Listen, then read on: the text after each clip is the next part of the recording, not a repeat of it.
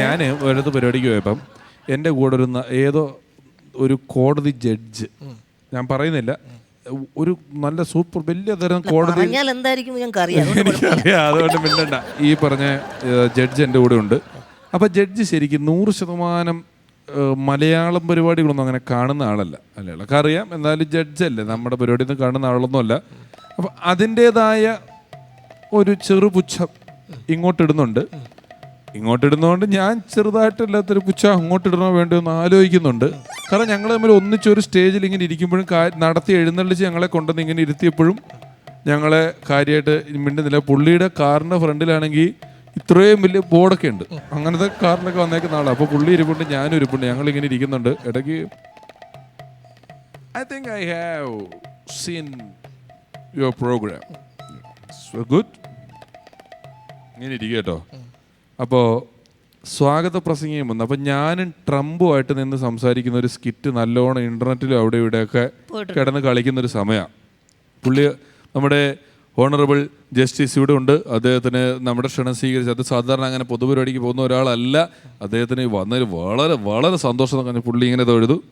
അത് കഴിഞ്ഞിട്ട് ഇയാൾ വീണ്ടും പറഞ്ഞു, മാത്രമല്ല രമേശ് പിഷാരടി സാർ, ഞാൻ ഏറ്റവും അത്ഭുതപ്പെടുന്ന ഒരു കാര്യം, ഈ അടുത്ത കാലത്ത് തന്നെ അത്ഭുതപ്പെടുത്തിയ സംഭവം എന്ന് പറയുന്നത് അദ്ദേഹവും അമേരിക്കൻ പ്രസിഡന്റ് ട്രംപുമായിട്ടുള്ള സംവാദമാണ്. ഈ ജഡ്ജ് ഒരു നോട്ടം, കാരണം പുള്ളി പറഞ്ഞു, ഞാൻ അമേരിക്കൻ പ്രസിഡന്റ് ട്രംപുമായിട്ട് സംവാദം കഴിഞ്ഞ് വന്നിരിക്കുന്ന ആളുടെ അടുത്താണോ ഞാൻ പുച്ഛ കിട്ടുന്ന ഓർത്തിട്ട് പുള്ളി എനിക്ക് വെള്ളമൊക്കെ എടുത്തത് സുഖമാകുന്നു പറഞ്ഞു. പിന്നെ എനിക്ക് മനസ്സിലായ പുള്ളി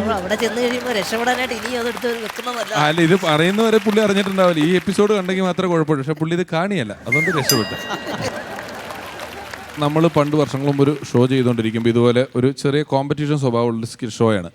അപ്പോൾ മിഥുൻ പള്ളുരുത്തി ഇപ്പോൾ ഈ ഷോയിലൊക്കെ മുൻനിരയിൽ പ്രവർത്തിക്കുന്ന, ഇപ്പോൾ ഫിലിമുകളിലെ അസിസ്റ്റൻ്റൊക്കെ ആയിട്ട് വർക്ക് ചെയ്യുന്ന ഒരാളാണ്.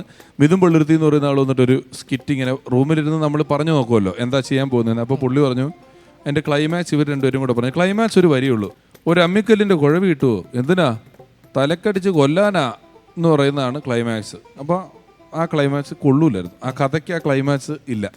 ഞാൻ പറഞ്ഞു, മിഥുനെ നമുക്ക് ഈ ക്ലൈമാക്സ് ഒരു ഇച്ചിരിയും കൂടെ, ഞാനിവിടെ പറഞ്ഞേട്ടാ സ്റ്റേജിൽ വേറൊരു സംഭവം ഉണ്ട് എന്ന് പറഞ്ഞ്, അപ്പോൾ ഇവരെ വിശ്വസിക്കാം, പോട്ടെ നല്ല കാര്യമല്ലേ, വിശ്വസിക്കാൻ നിർത്തും. സ്റ്റേജിൽ ഇവൻ വേറെന്തോ കരുതിയിട്ടുണ്ടെന്ന് വെച്ചപ്പോഴേ വേറൊന്നുമില്ല, സ്റ്റേജിൽ എങ്ങനെയാണെന്നറിയാമോ, സ്റ്റേജിൽ എത്തിയപ്പോൾ ഞാൻ എന്താ ഇവൻ ചെയ്യണമെന്ന് നിർത്ത് കാത്തിരുന്നപ്പം, ഒരു അമ്മിക്കല്ല് കിട്ടുവോ, എന്തിനാ തലക്കടിച്ച് കൊല്ലാനാ കഴിഞ്ഞ. ഇതൊന്നും ഒച്ചയും കൂട്ടി വലുതാക്കി പറഞ്ഞിട്ട് എന്നോട് കഴിഞ്ഞിട്ട് വന്നിട്ട് ഇപ്പം ഏറ്റില്ല, ഞാൻ ഏൽപ്പിച്ചാ പറഞ്ഞേന്ന്.